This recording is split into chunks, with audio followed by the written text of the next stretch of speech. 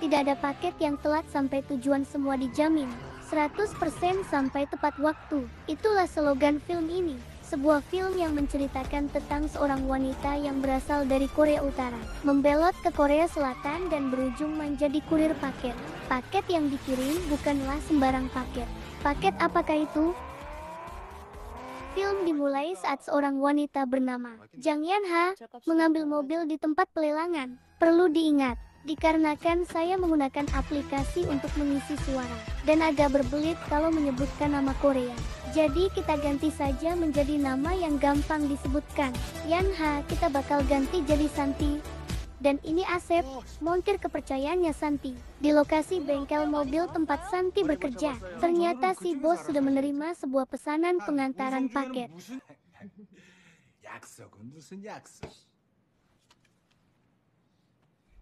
Di depan hotel Santi menunggu paketnya datang. Ternyata di sini paketnya itu berwujud manusia. Awalnya dua bocah ini nggak percaya karena yang mengantarkannya adalah wanita. Namun saat dinaik mobil yang terjadi.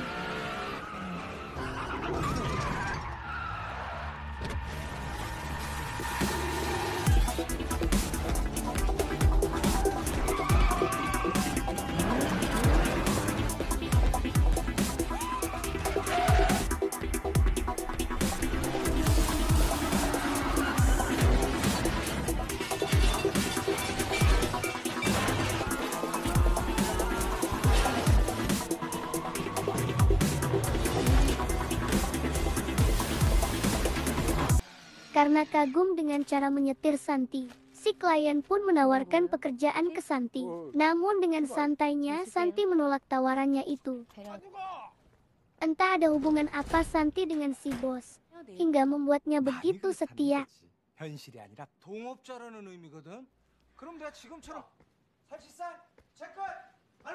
Dan ini Kim Dusik, atau kita panggil aja Anto. Dan ini Sewon, anaknya Anto. Kita sebut aja si bocil. Anto adalah seorang veteran pemain bisbol. Neto terjerat kasus perjudian yang memaksanya untuk meninggalkan Korea. Anto pun mengambil sesuatu di atas loteng. Entah apakah itu. Anto langsung pergi ke suatu tempat dan meninggalkan si bocil di mobil.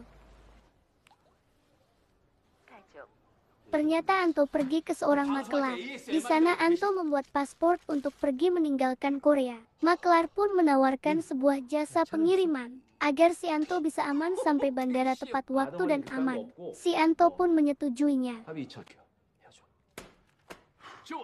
Dan inilah Dusing, detektif korup. Ternyata yang dibawa Anto adalah sebuah kunci keamanan yang berisikan uang yang sangat banyak. Saat Anto hendak pergi ke tempat persembunyiannya, Ladwising menelpon dan memintanya untuk datang sendiri atau dijemput secara paksa. Di bengkel si bos memberikan pekerjaan baru ke Santi, tapi Santi menolak dan berkata kalau dia tidak mau berusuhan dengan orang itu lagi. Dengan terpaksa agar Santi mau melakukan pekerjaannya, si bos pun memberikan 50% dari penghasilannya. Dan akhirnya Santi pun setuju. Si bos pun langsung menyusun rencana penjemputan.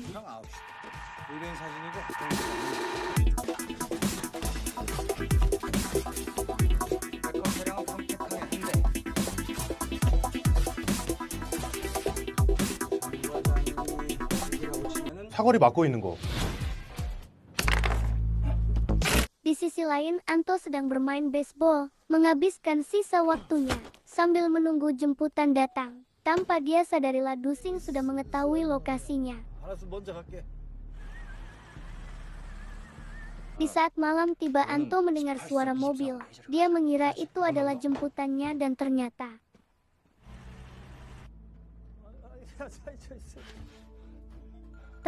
itu Ladusing beserta anggotanya. Dengan tergesa-gesa pun si Anto segera memberikan kunci keamanannya ke anaknya dan menyuruhnya untuk pergi terlebih dahulu. Setelah mengeluarkan anaknya, si Anto mencoba mengurut waktu agar anaknya dapat pergi ke titik jemputan.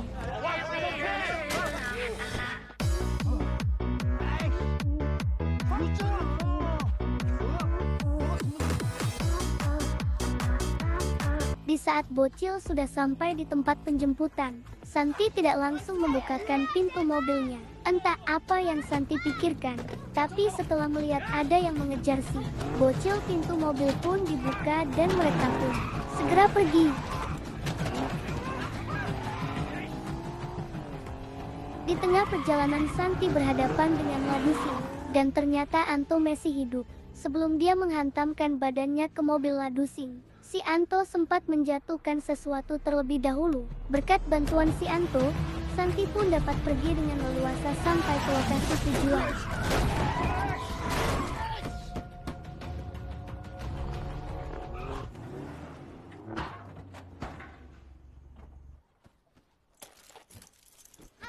Dan ternyata si bocil terus mengikuti Santi. 경찰한테 말해. Dan bocil pun menunjukkan uang di tasnya dan meminta Santi untuk menjaganya. 교통사고 났어요. Dikarenakan tidak mau masalahnya semakin panjang, si bos meminta Santi mengantarkan si bocil ke keluarganya.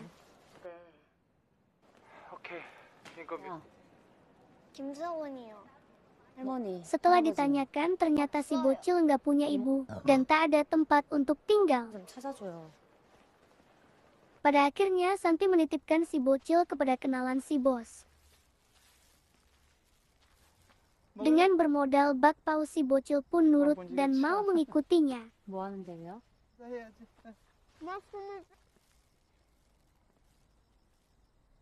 Ya, namanya juga manusia sebrutal-brutalnya Santi, di Messi punya hati nurani. Saat uang di dalam tasnya tumpah ke jalan, Santi pun teringat si bocil dan berencana membawanya kembali bersama dia.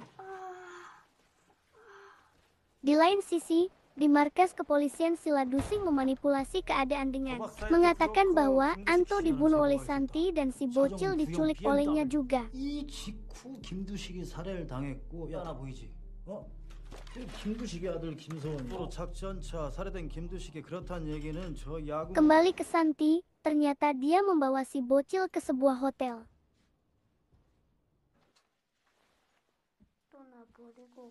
Sementara itu di tempat makelar, ternyata Ladusing datang menyerang si makelar dan menginterogasinya. Ladusing menanyakan keberadaan anaknya si Anto dan keberadaan si Santi, tapi makelar tidak mengetahuinya, dan makelar pun hanya memberikan sebuah petunjuk. Jika Santi suka sering gonta-ganti mobil dengan cara mencuri mobil orang lain, dan Ladusing pun segera meminta kantor polisi untuk melacak di mana saja ada kehilangan mobil.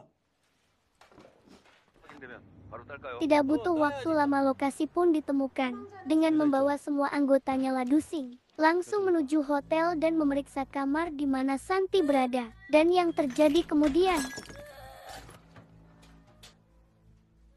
ternyata Santi sudah mempersiapkan rencana sebelumnya.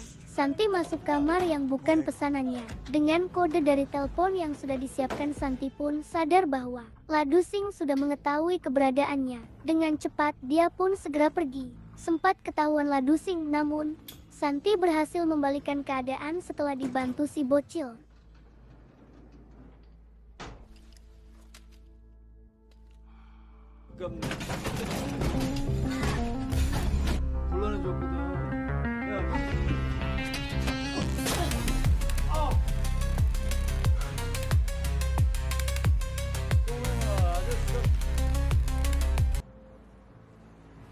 Setelah lolos dari Ladusing, Santi pun segera mengganti mobilnya.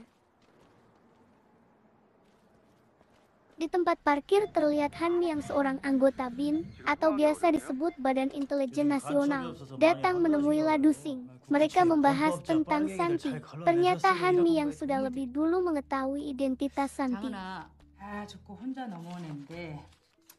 Dan ternyata si bocil jujur kalau dia Messi mempunyai ibu. Di malam itu juga Santi pergi ke tempat ibunya bocil. Dengan alat yang lebih canggih yang dimiliki BIN, mereka pun menemukan di mana Santi berada.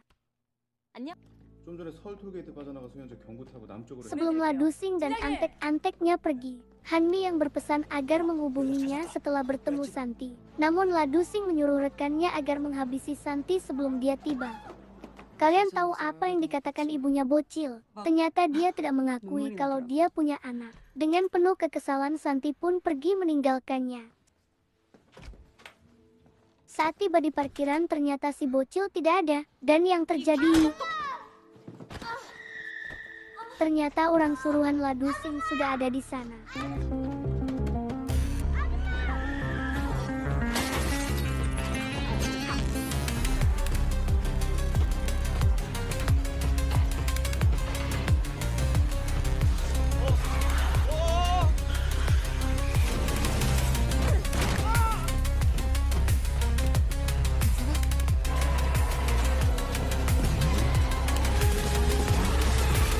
Walaupun Siti berhasil melawan orang suruhannya, Ladusing, tapi dia sudah tidak punya tenaga lagi untuk mengemudikan mobilnya lagi.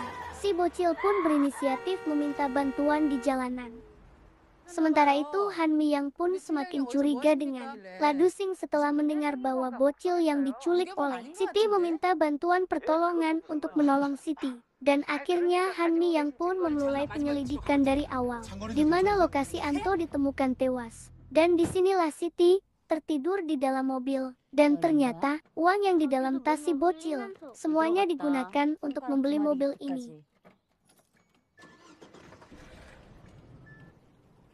Dan akhirnya si bos mengizinkan Santi membawa si bocil ke bengkel, berencana mengirim bocil ke luar negeri. Santi pun memoto si bocil untuk membuat paspor yang akan si bos buatkan. Dan ternyata Ladusing sudah menemukan lokasi bengkel tempat Santi bekerja. Sesampainya di bengkel, si bos menjelaskan semuanya ke si bocil, bahwa dia akan tinggal dengan keluarganya Asef. Tanpa mereka sadari, Ladusing sedang mengumpulkan orang untuk menyerang bengkel. Sementara itu di tempat Anto meninggal, anggota BIN menemukan jam tangan. Dan ternyata itu jam tangan Anto dan berisi suara rekaman di saat Ladusing sedang menginterogasi Anto. Han Miyang pun segera melacak keberadaan Ladusing. Ternyata perasatnya benar selama ini bahwa Ladusinglah pelakunya. Di saat Santi sedang membayar ongkos kapal,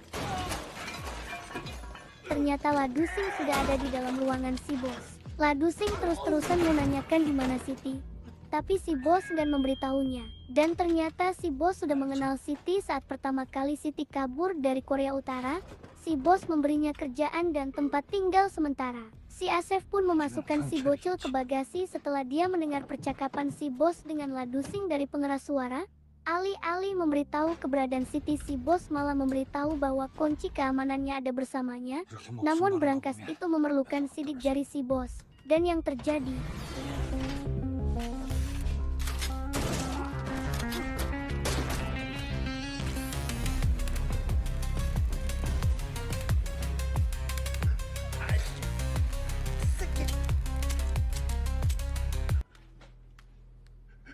Dan akhirnya Ladusing berhasil mendapatkan kunci keamanannya dan menyuruh anak buahnya mencari si bocil.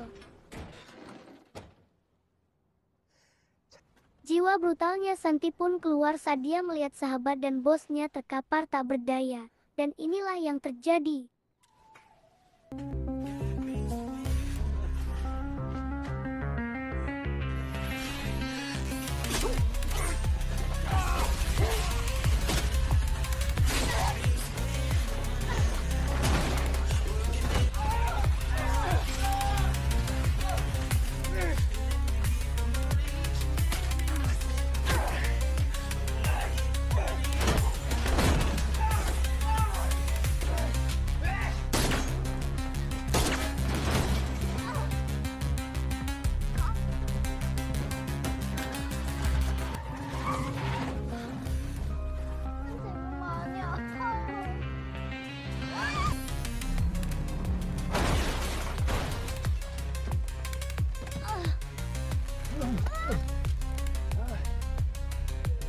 애는 나.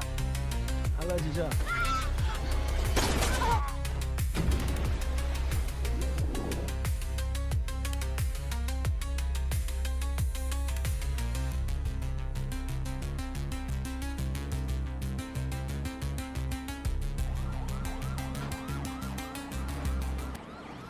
Seperti biasanya bantuan datang setelah semuanya berakhir. Entah apa yang terjadi pada Santi. Setelah beberapa hari si bocil akhirnya pindah sekolah di lokasi yang jauh dari rumahnya. Dia pun tinggal di panti asuhan. Sementara Asef menggantikan bos menjaga bengkel seperti biasa. 아차, 어때요? 그러니까 걱정하지 마세요.